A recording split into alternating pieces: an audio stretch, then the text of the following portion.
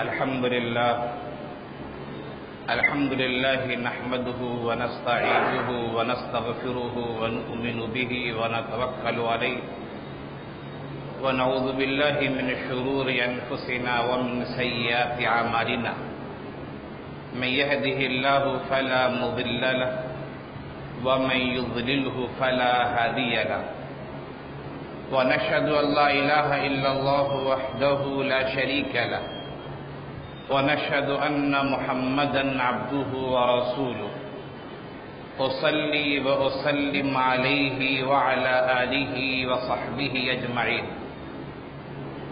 أما بعد فإن الله تبارك وتعالى يقول في كتابه المجيد والفرقان الحميد أعوذ بالله من الشيطان الرجيم بسم الله الرحمن الرحيم لن ينال الله لحومها ولا دماؤها ولكن يناله التقوى منكم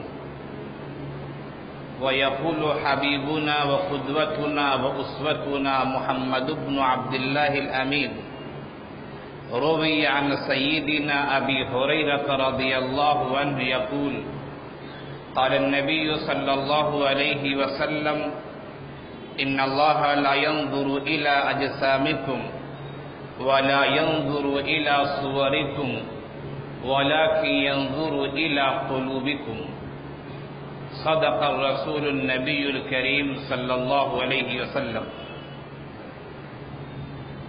برادران ملت،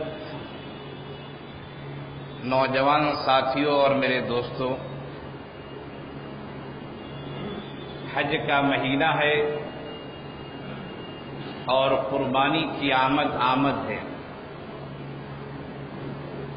جب تذکرہ قربانی کا آتا ہے تو ہمارے اور آپ کے ذہنوں میں بس ایک بات رہتی ہے کہ ہمیں جانور کی قربانی کرنی ہے،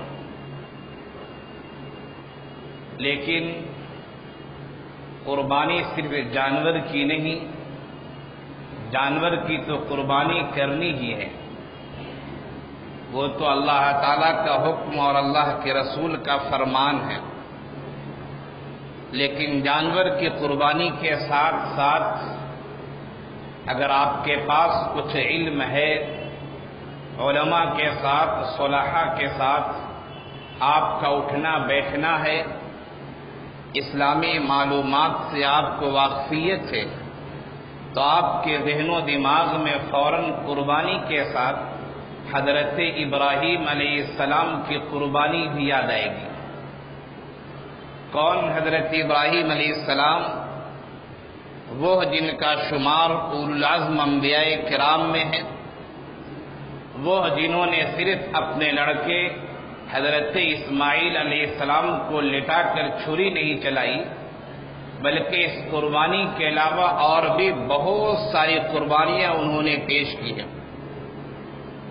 قرآن کریم نے حضرت ابراہیم علیہ السلام کا تذکرہ مختلف جگہوں پر مختلف انداز سے کیا ہے۔ ایک جگہ قرآن کریم نے فرمایا وَإِذِ ابْتَلَىٰ إِبْرَاهِيمَ رَبُّهُ بِكَلِمَاتٍ فَأَتَمَّهُنَّ، اللہ تعالیٰ نے حضرت ابراہیم علیہ السلام کو مختلف باتوں کے ذریعے آزمایا، پرکھا، اپنے حبیب کا امتحان لیا۔ فَأَتَمَّهُنَّ، حضرت ابراہیم علیہ السلام نے تمام باتوں کو پورا کر دکھایا اور امتحان میں بالکل کھرے ثابت ہوئے، کامیاب ثابت ہوئے۔ قرآن کریم نے ایک دوسری جگہ حضرت ابراہیم علیہ السلام کے بارے میں کہا وَاذْكُرْ فِي الْكِتَابِ إِبْرَاهِيمَ إِنَّهُ كَانَ صِدِّيقًا نَبِيًّا، ذرا حضرت ابراہیم کے تذکرے کو کتاب میں تو پڑھو، دیکھو، وہ انتہائی سچے پکے نبی تھے۔ بات جب قربانی کی آتی ہے تو حضرت ابراہیم علیہ السلام کی سیرت کی جھلکیاں، ان کے شب و روز ہمارے ذہنوں کے سامنے آ جاتے ہیں اور پتہ چلتا ہے کہ قربانی صرف جانور کو لٹا کر ذبح کر دینے کا نام نہیں ہے۔ اگر صرف یہی نام ہوتا تو تو حضرت ابراہیم علیہ السلام سے پھر دوسری قربانیاں نہ لی جاتی۔ حضرت ابراہیم علیہ السلام نے اپنے بچے کو لٹایا، اللہ تعالیٰ نے اس ادا کو پسند کیا اور پھر مینڈے کی قربانی اللہ نے کروائی۔ سیرت ابراہیمی اور عید الاضحیٰ کی قربانی، ان دونوں میں انتہائی ربط ہے اور انتہائی مربوط واقع ہے۔ حضرت ابراہیم علیہ السلام کی سیرت کو جب ہم پڑھتے ہیں تو پتہ چلتا ہے کہ ان کی پوری زندگی قربانی سے بھری ہوئی ہے۔ یہ عید الاضحیٰ کی قربانی یقیناً ہمیں کرنی ہے۔ شریعت کے لحاظ سے جن کے اندر وہ شرائط پائے جاتے ہیں انہیں تو قربانی کرنی ہے، لیکن ان قربانی کے ساتھ ساتھ ہمارے ذہن و دماغ میں یہ رہنا چاہیے کہ اللہ تعالیٰ کو صرف جانور کی قربانی مقصود نہیں ہے۔ قرآن کریم نے صراحتاً کہا ہے لَن يَنَالَ اللَّهَ لُحُومُهَا وَلَا دِمَاؤُهَا وَلَكِن يَنَالُهُ التَّقْوَى مِنكُمْ۔ جانور کی جو تم قربانی کرتے ہو، اللہ تعالیٰ کو جانور کی قربانی کا گوشت نہیں پہنچتا، اللہ تعالیٰ کو خون نہیں پہنچتا، یہ تو تمہیں کرنا ہے، شریعت کا حکم ہے یہ، لیکن جو چیز اللہ کے یہاں پہنچتی ہے وہ تمہارا تقویٰ ہے، وہ تمہاری طہارت ہے، وہ تمہاری پاکیزگی ہے، وہ تمہارا صدق و صفا ہے۔ تم نے ایک نہیں دسیوں جانور کی قربانی کر دی، لیکن تیرے اندر اللہ کا خوف نہیں آیا، تیرے اندر قربانی کا جذبہ پیدا نہیں ہوا، تیرے اندر سیرت ابراہیمی نہیں اتری، تو جتنے بھی جانور قربان کر دو، دنیا والے تو تجھے بہت بڑی قربانی والا نام دے سکتے ہیں، لیکن اللہ کے نزدیک تیری قربانی کا کوئی اعتبار نہیں ہے۔ تیری قربانی کا اعتبار اسی وقت ہوگا جب تو اللہ کے لیے یہ کام کر رہے ہو، لوگوں کو دکھاوے کے لیے کرتے یا اللہ کے لیے کرتے، اس کا فیصلہ ہمیں قربانی کے ساتھ کرنا پڑے گا۔ اور یہ مسئلہ صرف قربانی ہی کا نہیں ہے، بلکہ ہماری پوری زندگی کا یہ شیڈول ہے، پوری زندگی کا ہمارا نظام ہے کہ ہمارا جو بھی کام ہوتا ہے، یہ حج کا مہینہ ہے، ہم حج کے لیے جا رہے ہیں، پورے سال لوگ عمرے کے لیے جاتے رہتے ہیں، ہم 5 وقتہ نمازیں پڑھتے ہیں، رمضان کے مہینے میں ہم روزے رکھتے ہیں، رات میں تراویح کا اہتمام کرتے ہیں، زکوٰۃ و صدقات و خیرات نکالتے ہیں، ہم سچائی کا مظاہرہ کرتے ہیں، ایمانداری اور وفاداری کا مظاہرہ کرتے ہیں، ہم علماء سے محبت کرتے ہیں، ہم مدارس اور مساجد میں تعاون کرتے ہیں۔ ان تمام چیزوں میں اللہ تقویٰ اور طہارت دیکھنا چاہتا ہے۔ ہم اگر چندہ سے اس وجہ سے دے رہے ہیں کہ ہمیں لوگ کہیں کہ فلاں سیٹ بہت زیادہ چندہ دیتا ہے، تو یقین جانیے دوستو دنیا میں تو کسی کا کام بن جائے گا، لیکن آپ کا کام آخرت میں بگڑ جائے گا۔ تقویٰ اور طہارت کے ساتھ قربانی ہونی چاہیے۔ حضرت ابو ہریرہ رضی اللہ عنہ کی روایت سے مسلم شریف میں یہ روایت مذکور ہے، آقا مدنی صلی اللہ علیہ وسلم کا ارشاد گرامی ہے ان اللہ لا ينظر الى اجسامکم ولا ينظر الى صورکم ولكن ينظر الى قلوبکم۔ اللہ تعالیٰ تمہارے چہرے اور مہرے کو نہیں دیکھا کرتا ہے، کون گورا ہے کون کالا ہے، اللہ تعالیٰ تمہاری شکلوں کو نہیں دیکھتا ہے، کون کس رنگ اور کون کس روپ کا ہے، کون کس مسلک کا ہے اور کون کس چیز کو مانتا ہے۔ اللہ تعالیٰ ان چیزوں کو نہیں دیکھا کرتا ہے۔ اللہ یہ نہیں دیکھتا ہے کون کس محلے کا رہنے والا اور کس شہر کا رہنے والا ہے۔ اللہ تعالیٰ تو تقویٰ کو دیکھتا ہے، اللہ تو طہارت کو دیکھتا ہے، اللہ تو تیرے قلب و جگر کو دیکھتا ہے کہ تو جو قربانی دے رہا ہے تیرا کیسا جذبہ ہے، تیری کیسی تڑپ ہے، تیرا کیسا لگن ہے، یہ اللہ اس چیز کو دیکھتا ہے۔ حج کا مہینہ حجاج کرام جا رہے ہیں، بہت سارے لوگ جا چکے، بہت سارے جانے والے ہیں۔ اگر اس مجمع میں ایسے افراد ہیں جو حج کے لیے جا رہے ہیں، وہ بھی اس بات کو نوٹ کر لیں وَلِلَّهِ عَلَى النَّاسِ حِجُّ الْبَيْتِ مَنِ اسْتَطَاعَ إِلَيْهِ سَبِيلًا، کہ اللہ نے جو حج فرض کیا ہے یہ حج میں بھی اللہ تقویٰ اور طہارت دیکھنا چاہتا ہے۔ ایسا تو نہیں کہ آدمی حج کر کے آ رہا ہے اور کوئی آدمی اسے حاجی نہیں کہہ رہا ہے تو غصہ ہو رہا ہے کہ میں نے حج کر لیا ہمیں حاجی کیوں نہیں کہہ رہا ہے۔ اگر آپ کو حاجی کہلوانے کا شوق ہے تو اس کا مطلب ہے کہ آپ نے حج دکھانے کے کے لیے کیا ہے، آپ نے حج حاجی کہلوانے کے لیے کیا ہے، آپ نے حج اسلام کے فریضے کو ادا کرنے کے نہیں کیا ہے۔ یہ قربانی کا مسئلہ ہو یا اسلام کی دیگر عبادتوں کا مسئلہ ہو یا شاعر اسلام کا مسئلہ ہو، ہمیں زندگی کے ہر گوشے میں یہ فیصلہ کرنا پڑے گا کہ اللہ کے ساتھ ہمارا کتنا اخلاص ہے، اللہ کے ساتھ ہم کتنے مخلص ہیں، جس دین کو ہم اپنا رہے ہیں، جس دین کا ہم کلمہ پڑھ رہے ہیں، جس نبی کے بارے میں ہمارا ایمان ہے کہ وہ خاتم الانبیاء ہے، جس نبی کے بارے میں ہمارا ایمان ہے کہ وہ نبی نبیوں کا سردار ہے، آخر ہم اس کی زندگی کے مطابق کتنا کام کر رہے ہیں، یہ ہمیں اپنی زندگی میں غور کرنا پڑے گا۔ اخلاص سے ہم ہٹ جاتے ہیں، تقوی سے ہٹ جاتے ہیں، طہارت سے ہٹ جاتے ہیں، امانت داری سے ہٹ جاتے ہیں، صدق و صفا سے ہٹ جاتے ہیں۔ دوستو یاد رکھیے، پھر ہمارے یہ سب عبادتیں دنیا میں دھری کی دھری رہ جائیں گی، آنکھ بند ہونے کے بعد کوئی بھی چیز کام دینے والی نہیں ہے۔ ہمیں اپنی عبادتوں میں، اپنے اعمال میں، اپنی قربانی میں، اپنے شب و روز میں شریعت کے مطابق زندگی گزارنے کی کوشش کرنا ہے۔ کوشش کرنا ہمارا کام، السعی منا والاتمام من اللہ، کوشش کرنا یہ ہمارا کام ہے، آگے اللہ کا کام ہے، انشاءاللہ وہ ہمارے قدم بڑھائے گا۔ ہم ایک قدم تو بڑھائیں، اللہ تعالیٰ ہمارا دوسرا قدم اٹھوائے گا۔ ایک ہاتھ تو ہم آگے بڑھے، اللہ تعالیٰ دوسرے ہاتھ کو بھی آگے بڑھوائے گا، لیکن ہم آگے بڑھنے کی کوشش تو کریں۔ عجیب و غریب معاملہ ہے، ہم سب کلمہ پڑھتے ہیں جو ہمارے آقا نامدار احمد مجتبی محمد مصطفیٰ صلی اللہ علیہ وسلم نے ہمیں سکھایا ہے، لا الہ الا اللہ محمد الرسول اللہ، ہم یہ کلمہ پڑھتے ہیں۔ اس کلمے کو پڑھ کے ہم اسلام کے دائرے میں داخل ہوتے ہیں، لیکن جب بات قربانی کی آتی ہے، جب بات رسم و رواج کے چھوڑنے کی آتی ہے، جب بات کلمے کے جھنڈے تلے آنے کی ہوتی ہے، تو پھر ہم پتہ نہیں کس کس خانوں میں بڑھ جاتے ہیں، کبھی مسلکوں میں بڑھ جاتے ہیں، اور کبھی جماعتوں میں بڑھ جاتے ہیں، اور کبھی ذات اور برادریوں میں بڑھ جاتے ہیں، اور کبھی گاؤں اور محلوں میں بڑھ جاتے ہیں، اور کبھی شہروں میں بڑھ جاتے ہیں۔ انتہائی افسوس کی بات ہے، وہ نبی جس نبی کو ہم مانتے ہیں، اس نبی نے امت کو جمع کرنے کے لیے ایک پلیٹ فارم پر لانے کے لیے اس نبی نے راتوں میں دعائیں کی ہیں، اس نبی کے دامن آنسو سے تر ہو جایا کرتے تھے۔ وہ نبی تو وہ ہے جس نے کلمہ پڑھ لیا، اپنے دامن میں اسے جگہ دے دیا، اسے مسلمان کے نام سے نواز دیا۔ ایک غزوے کا واقعہ ہے، بلکہ ایک سریے کا واقعہ ہے۔ چند صحابہ کرام کو اللہ کے رسول صلی اللہ علیہ وسلم نے بھیجا ایک جنگی مہم کے۔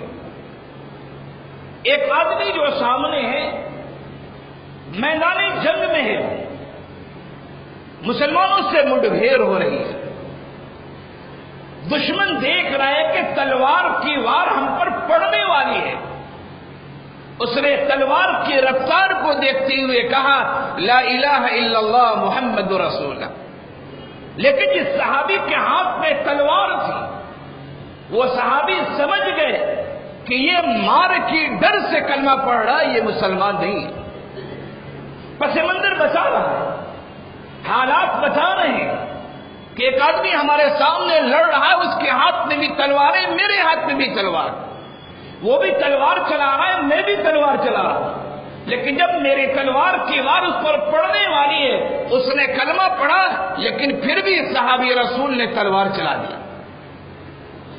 اللہ کے رسول صلی اللہ علیہ وسلم کی دربار میں یہ بات پہنچتی کہ ایک آدمی نے کلمہ پڑھ لیا تھا، لیکن اس کے باوجود فلاں صحابی رسول نے تلوار چلا دی۔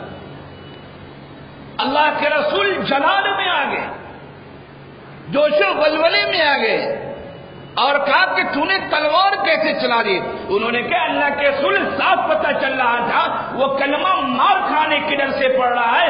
اللہ کے رسول نے فرمایا هل شققت قلبه، کیسی باتیں تم کر رہے ہو؟ کیا تو نے اس کے دل کو چیر کے دیکھ لیا تھا کہ اس نے کلمہ مار کے ڈر سے پڑھا یا کلمہ ایمان لانے کے لیے اس نے پڑھا؟ آقا جلال میں آ کے کہتے ہیں ان صحابی رسول کو حل شققت قلبہ، کیا تو نے اس کے دل کو چیر لیا تھا؟ ہمارے نبی کی تو یہ تعلیم ہے کہ جنگ کی جہاں گھن گرج ہو رہی ہو، پس منظر اور پیش منظر بتا رہا ہے کہ آدمی کلمہ پڑھ رہا ہے تو ڈر کی وجہ سے پڑھ رہا ہے، لیکن تب بھی آقا نے کہا کہ نہیں، کلمہ پڑھ لیا تجھے تلوار کی وار نہیں کرنی چاہیے۔ دوستو، کلمے کی بنیاد پہ آقا نے جمع کیا۔ کچھ اختلافات ایسے جو صحابہ کرام کے درمیان تھے اور ہر زمانے میں رہے، لیکن آج جو ہمارے ملک کی صورتحال ہے، اور ملک ہی کی نہیں بلکہ پوری دنیا کی جو صورتحال ہے، اس پس منظر میں میں آپ کو کہہ رہا ہوں۔ شاید آپ سمجھ رہے ہوں گے پوری دنیا کی بات مولوی صاحب کیسے کر رہے ہیں۔ میں نے بہت ممالک دیکھے ہیں، عمر میں اگرچہ بہت سالوں سے میں چھوٹا ہوں، لیکن عالم عرب کے بہت سارے ممالک ہم نے رہ کے دیکھے، اور عالم عجم پہ تو رہتے ہی ہیں۔ ہم نے ممالک دیکھے، میں جانتا ہوں پوری دنیا کی جو صورتحال ہے وہ صورتحال انتہائی خطرناک ہوتی جا رہی۔ ہمیں کلمے کی بنیاد پر جمع ہونا چاہیے، اور اس جمع ہونے کی دوستوں قربانی دینی پڑے گی۔ کہیں وقت کی قربانی دینی پڑے گی، کہیں اپنے خواہشات کی قربانی دینی پڑے گی، کہیں اپنے گاؤں اور محلے کی قربانی دینی پڑے گی، کہیں ہجرت کی قربانی دینی پڑے گی، لیکن ہمیں قربانی دینے کے لیے تیار رہنا چاہیے، اس لیے کہ قربانی کا جو مہینہ ہے وہ مہینہ حضرت ابراہیم کی سیرت سے وابستہ ہے، اور حضرت ابراہیم کی سیرت میں ہم دیکھتے ہیں ان کی سیرت قربانیوں سے بھری ہوئی ہے۔ حضرت ابراہیم علیہ السلام نے اپنے گھر سے دعوت کا کام شروع کیا۔ وہ جس گھر میں پیدا ہوئے تھے وہ گھر بت تراش تھا، وہ گھر بت فروش تھا۔ ان کے والد جو عادر تھے، جب دعوت کا کام شروع کیا ان کے والد نے حضرت ابراہیم سے کہا اراغب انت عن الہتنا یا ابراہیم، اے ابراہیم جو تم دعوت دے رہے ہو کیا تم میرے معبود سے اعراض کر رہے ہو؟ انہوں نے کہا جی، مجھے جو وحی نازل ہوئی ہے وہ وحی ہے ایک اللہ کی عبادت کی جائے گی۔ حضرت ابراہیم علیہ السلام کے والد کہتے ہیں اے ابراہیم اگر تم دعوت کو نہیں چھوڑتے ہو تو یاد رکھنا ہم تجھے گھر سے نکال دیں گے، ہم تجھے سنسار کر دیں گے، ہم تجھے پتھروں سے مار مار کے بھگائیں گے۔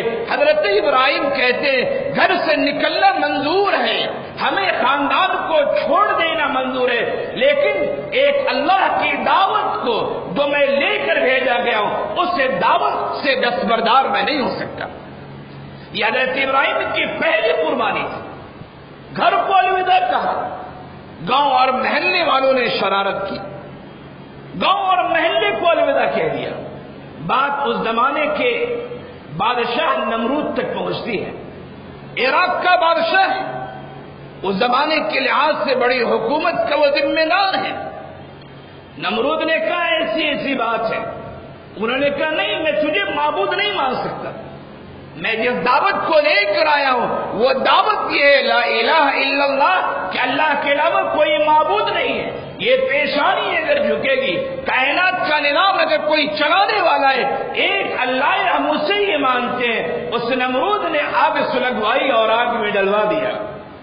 ادھر اللہ کا حکم ہوتا ہے یا نار کونی بردا وسلاما علی ابراہیم۔ یہ حضرت ابراہیم علیہ السلام کی قربانی تھی۔ وہ اپنے ملک عراق کو چھوڑتے ہیں، شام جاتے ہیں، فلسطین جاتے ہیں، مصر جاتے ہیں، حالات پرپیچ ہوتے رہتے ہیں، پھر وہاں سے سفر کرتے ہوئے اللہ کا حکم ہوتا ہے اور اپنی بیوی حضرت ہاجرہ کو اپنے اکلوتے بیٹے جس کی پیدائش 88 سال کے بعد ہوئی تھی، حضرت ابراہیم علیہ السلام مکہ مکرمہ کے بے آب و گیا زمین میں جہاں آج حرم ہے، کعبہ ہے، وہاں چھوڑ دیتے ہیں۔ چند دن کا کھانا اور پینا ہے، حضرت ابراہیم علیہ السلام حضرت ہاجرہ کو چھوڑ دیتے ہیں، حضرت اسماعیل علیہ السلام کو چھوڑ دیتے ہیں، مڑنے لگتے ہیں۔ حضرت ہاجرہ دامن تھام لیتی ہیں اور کہتی ہے اے میرے سرتاج آپ چھوڑ کر کہاں جا رہے ہیں؟ یہ تو ایسی کھلی جگہ ہے، نہ کوئی چرند ہے نہ کوئی پرند ہے، نہ ایک درخت ہے نہ پیڑ پودا ہے، آپ چھوڑ کے کہاں جا رہے ہیں؟ یہ دودھ پیتا بچہ ہے، یہ کیسے زندگی گزارے گا؟ چند روز کے ستو ہیں، پانی ہے، یہ ختم ہو جائیں گے، ہم کیسے رہیں گے؟ حضرت ابراہیم علیہ السلام خاموش رہتے ہیں، پھر ان کی اہلیہ پوچھتی ہے، اہلیہ سمجھ جاتی ہے ہو نہ ہو کوئی معاملہ ہو، ان کی اہلیہ کہتی ہے حل اللہ تعالیٰ نے حل امرک اللہ، کیا اللہ نے حکم دیا ہے؟ انہوں نے فرمایا کہ ہاں یہ اللہ نے حکم دیا۔ حضرت حاجرہ کیا کہتی ہیں؟ اذن لا یضیعنا، جب حکم الہی ہے تو ہمیں رہنا منظور ہے، وہ ہمیں ضائع نہیں کر سکتا ہے۔ سیرت ابراہیمی کا گہرا تعلق حج سے ہے، گہرا تعلق قربانی سے ہے، اور میں آپ کو آج کی تقریر میں یہ پیغام دینا چاہ رہا ہوں، قربانی سے جانور ذبح کر دینے کا نام نہیں ہے، وہ تو ہمیں کرنا ہے اخلاص کے ساتھ، تقوی کے ساتھ، لیکن قربانی نام ہے۔ اگر اسلام کی وجہ سے، ایمان کی حفاظت کی وجہ سے ہمیں جیسی بھی قربانی دینی پڑے، ہم ان قربانی دینے کے لیے تیار رہنا چاہیے ہمیں، یہ شریعت ہمیں بتاتی ہے۔ یہ میں صرف آپ سے نہیں کہہ رہا ہوں، ہندوستان کے مختلف علاقوں میں تقریر کے لیے جایا کرتا ہوں اور ہر جگہ میں یہ پیغام پہنچاتا ہوں۔ کلکتہ شہر میں بھی مختلف جگہوں پہ، بٹیا برج میں، شیو پور میں، ہاوڑہ میں، مختلف جگہ میں تقریر کے لیے آیا اور میں یہ پیغام دیتا ہوں، ہمیں کلمے کی بنیاد پہ ہمیں آقا صلی اللہ علیہ وسلم نے جس چیز پہ جمع کیا تھا ہمیں اس چیز پر جمع ہونا چاہیے۔ حضرت بلال حبشی ہیں، حبش کے رہنے والے ہیں، صحابی رسول ہیں، لیکن رنگ یقیناً حبش کے لوگوں کا کالا ہوتا ہے۔ حضرت سلمان فارسی رضی اللہ عنہ ہیں، فارس کے رہنے والے، ایران کے رہنے والے ہیں، ایک ہی دسترخوان پہ، ایک ہی مجلس میں حضرت سلمان فارسی بھی ہیں، حضرت بلال حبشی بھی ہیں، آقا نامدار احمد مجتبی محمد مصطفیٰ صلی اللہ علیہ وسلم بھی ہیں، اسی دسترخوان پہ حضرت سیدنا ابوبکر صدیق بھی ہیں، حضرت عمر فاروق بھی ہیں، حضرت علی ابن ابی طالب بھی ہیں، حضرت عثمان غنی بھی ہیں، اور نہ جانے کتنے صحابہ کرام ہیں۔ کلمے کی بنیاد نے رنگ کو نہیں دیکھا، علاقے کو نہیں دیکھا، محلے کو نہیں دیکھا، آدمی کے جاہل ہونے اور عالم ہونے کو نہیں دیکھا، کلمے کی بنیاد پر لوگوں کو جمع کیا گیا۔ دوستو ہمیں اس بات کی فکر کرنی چاہیے، ہم دوسری قوموں کی طرح نہیں ہیں، کھا لیا پی لیا اور دنیا سے چلے گئے۔ ہم تو وہ قوم ہے جسے مشن دیا گیا، جسے کام دیا گیا ہے، ہم تو وہ قوم جس سے کہا گیا ہے کنتم خیر امت اخرجت للناس تأمرون بالمعروف وتنہون عن المنکر۔ تم وہ امت نہیں ہو، کلمہ پڑھنے والے افراد کا کام نہیں ہے کہ وہ کھانے پینے اور جانوروں کی طرح رہیں۔ کلمہ پڑھنے والے کو اللہ نے بہترین امت بنایا ہے، اچھائیوں پر عمل کرنا ہے، اچھائیوں کا حکم دینا ہے، برائیوں سے روکنا ہے اور برائیوں سے روکنا ہے۔ یہ امت محمدیہ کا امتیازی وصف ہے۔ اگر ہم اپنے اس کام کو نہیں نبھاتے تو یقین جانیے دوستو پھر اللہ تعالیٰ یہ کام کسی اور سے لے لے گا۔ کام رکتا نہیں ہے، یاد رکھیے کام رکتا نہیں ہے۔ ایک بڑی عالیشان مسجد بنتی ہے، ایک آدمی متولی صدر سیکرٹری ہوتا ہے، مسجد میں 5 وقتہ نماز ہوتی ہے، لیکن کیا اس صدر اور سیکرٹری صاحب کا انتقال ہو جائے تو مسجد بند ہو جاتی ہے؟ ایک آدمی مدرسہ بناتا ہے، ایک آدمی اسکول بناتا ہے، بنانے والا فاؤنڈر چلا جاتا ہے، لیکن کیا وہ ادارہ بند ہو جاتا ہے؟ شاید کچھ بند ہو جاتے ہوں لیکن اکثر ادارے چلتے رہتے ہیں۔ یہ اللہ نے جس دین کو لے کر آخری نبی خاتم الانبیاء والرسل کو بھیجا ہے، یہ دین قیامت تک کے لیے، یہ دین 2 سال 4 سال کے لیے نہیں ہے، یہ دین قیامت تک کے لیے ہے۔ جو اس دین کو اپنائے گا آخرت میں وہی کامیاب ہوگا، جو اس دین کو ٹھکرائے گا دنیا میں وہ ترقی ترقی کر سکتا ہے، لیکن مرنے کے بعد اس کی ترقی رک جائے گی، ختم ہو جائے گی، وہ انسان اللہ کی خوشنودی حاصل نہیں کر سکتا ہے۔ قرآن کریم صریح کہہ رہا ہے، قرآن کریم کی صریح آیت ہے وَمَن يَبْتَغِي غَيْرَ الْإِسْلَامِ دِينًا فَلَن يُقْبَلَ مِنْهُ وَهُوَ فِي الْآخِرَةِ مِنَ الْخَاسِرِينَ۔ جو اسلام کے علاوہ کسی اور دین کو اختیار کرتا ہے، فرمایا کہ وہ آدمی خسارے اور نقصان میں ہوگا۔ اللہ تعالیٰ اسلام کے علاوہ کسی دین کو قبول نہیں کرے گا۔ یہی ایک دین کے ماننے والے جو جنتی ہوں گے، ہمیں ایک جھنڈے تلے آنا چاہیے۔ یہ ایک بہت بڑی نعمت ہے اتحاد و اتفاق۔ قرآن کریم نے کہا وَاعْتَصِمُوا بِحَبْلِ اللَّهِ جَمِيعًا وَلَا تَفَرَّقُوا، اللہ کی رسی کو مضبوطی سے تھام لینا چاہیے، کلمے کی رسی کو، اور پھر اختلافات سے گریز کرنا چاہیے۔ قرآن کریم نے کہا اہل عرب کو خاص طور سے خطاب کر کے وَاذْكُرُوا نِعْمَتَ اللَّهِ عَلَيْكُمْ اِذْ كُنْتُمْ أَعْدَاءً فَأَلَّفَ بَيْنَ قُلُوبِكُمْ فَأَصْبَحْتُمْ بِنِعْمَتِ اللَّهِ إِخْوَانًا۔ اے اہل عرب، اے لوگوں، اللہ کی نعمت کو یاد کرو، تم لوگ دشمن تھے، ایک قبیلہ دوسرے قبیلے کو دیکھنا نہیں چاہتا تھا، ایک قبیلہ دوسرے قبیلے کے خون کا پیاسا تھا۔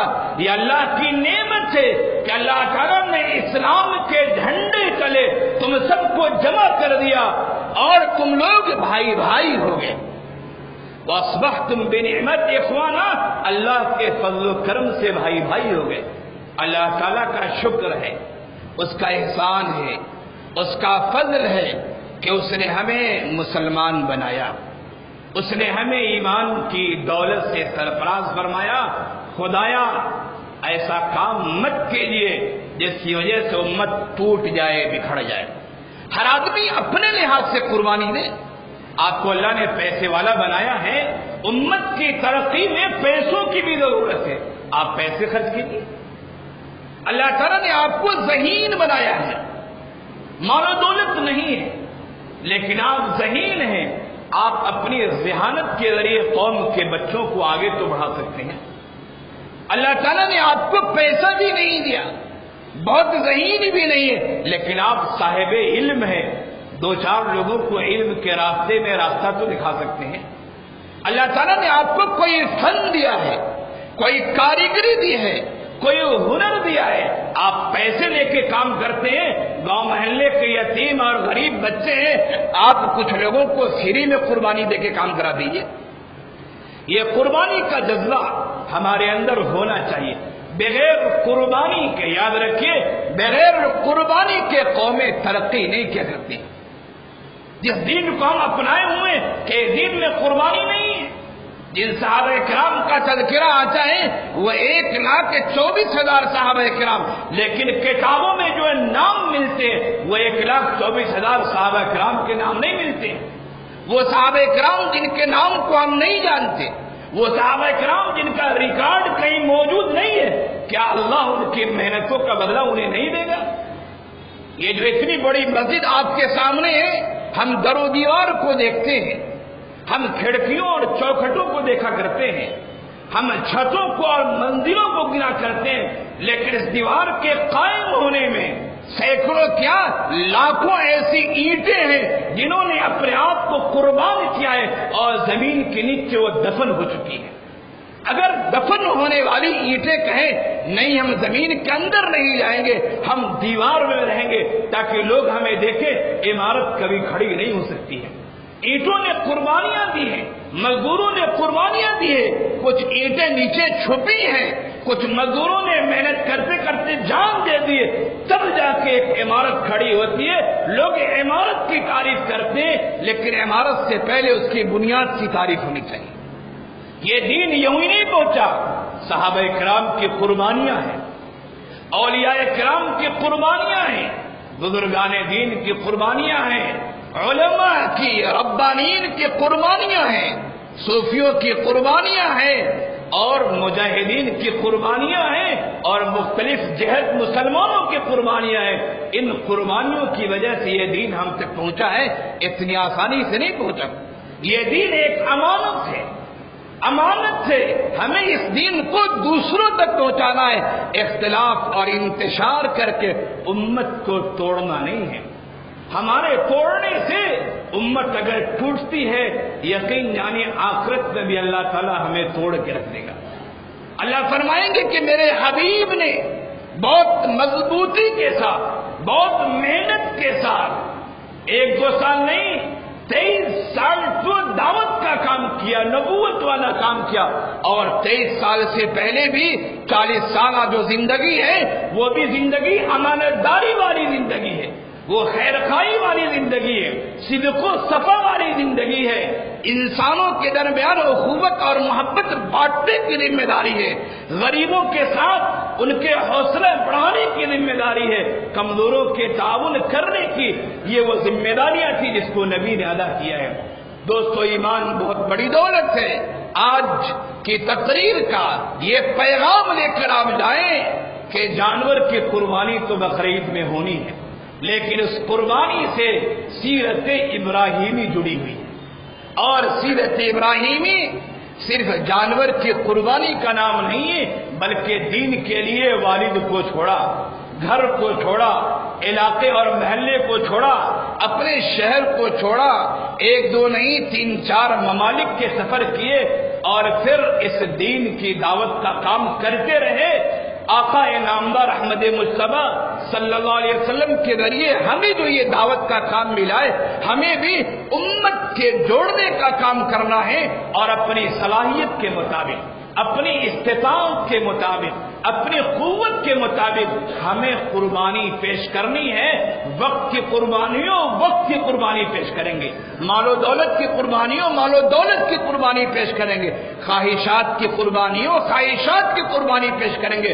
ہم قربانی پیش کریں گے جب اس امت کی تعمیر ہوگی اور اللہ کے نزدیک ہم مستحق کے اجر و ثواب ہوں گے. اللہ تعالیٰ کہنے سننے سے زیادہ عمل کی توفیق عنایت فرمائے اور قربانی کے صحیح مفہوم کو ہم سب کو سمجھنے کی توفیق عنایت فرمائے. وآخر دعوانا ان الحمد للہ رب العالمین.